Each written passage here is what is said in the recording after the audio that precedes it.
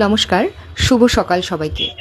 রবিবার সকালটা আজকে একটু অন্যরকমই লাগছিল, কারণ ঘুম থেকে উঠতেই বেশ একটা ঠান্ডা আমেজ গায়ে এসে লাগছিল, গাটা বেশ শিরশিরও করছিল। আকাশ একদম পরিষ্কার, রোদ ঝলমলে।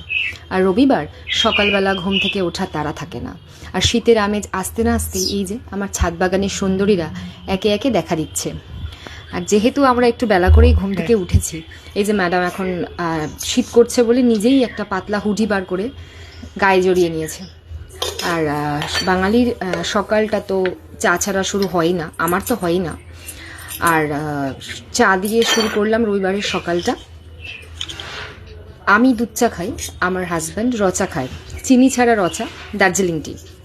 আমি কিন্তু একদমই রচা, বিশেষ করে আবার চিনি ছাড়া একদমই খেতে পারি না, কারণ আমার একদম প্রপার দুধ দিয়ে, চিনি দিয়ে, একটু বেশি চিনি দিয়ে চা খাওয়াই পছন্দ।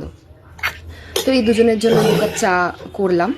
হাজব্যান্ডকে আজকে ডাকিনি, ছুটির দিন, একটু ঘুমোক, চাটা করে নিয়ে ডাকবো।